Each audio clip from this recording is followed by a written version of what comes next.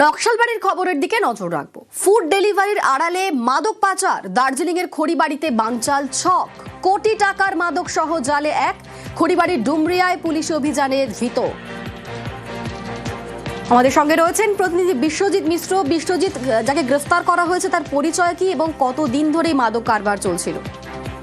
দেখো, তিনি শিলিগুড়িতে প্রায় কয়েক বছর ধরে ফুড ডেলিভারির কাজ করতেন এবং এই ফুড ডেলিভারির আড়ালেই তিনি কিন্তু এই মাদকের ব্যবসায় কার্যত জড়িয়ে পড়েন। তা না হলে এভাবে ফুড ডেলিভারির বাক্স থেকে এই মাদক উদ্ধার, যা মূলত কোটি টাকার মাদক বলে পুলিশ সূত্রে খবর। গতকাল তিনি যখন মাদক ডেলিভারি করতে যান সেই সময় পুলিশ ওত পেতে বসে থাকে এবং ডুমুরিয়া নদী এলাকায় সেই সময় তাকে পাকড়াও করে তার কাছ থেকে কিন্তু এই মাদক উদ্ধার করা হয়েছে, যার বাজার মূল্য কোটি টাকা।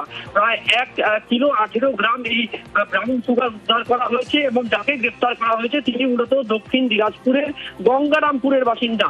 প্রশ্ন উঠছে একটাই, যে দেখা যেত সীমান্ত এলাকায় যেখানে বারবার মাদকের রমরমা ব্যবসা হতো, সেখানে এই গঙ্গারামপুরের ছেড়ে কিভাবে এই মাদকের ব্যবসায় যুক্ত হলো।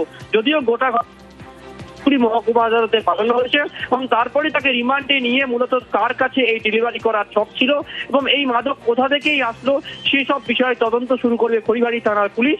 যদিও এই যুবককে প্রাথমিক জিজ্ঞাসাবাদে পুলিশ জানতে পেরেছে যে এই হাত বদলের ছক ছিল এবং এই হাত বদল শুধুমাত্র মোটা টাকার বিনিময়ে এই হাত বদলের ছক ছিল এবং যাকে গ্রেফতার করা হয়েছে তাকেও কিন্তু আজ শিলিগুড়ি মহকুমা আদালতে পাঠিয়ে তাকে রিমান্ডে নেবে বলে পুলিশ সূত্রে খবর। ধন্যবাদ বিশ্বজিৎ।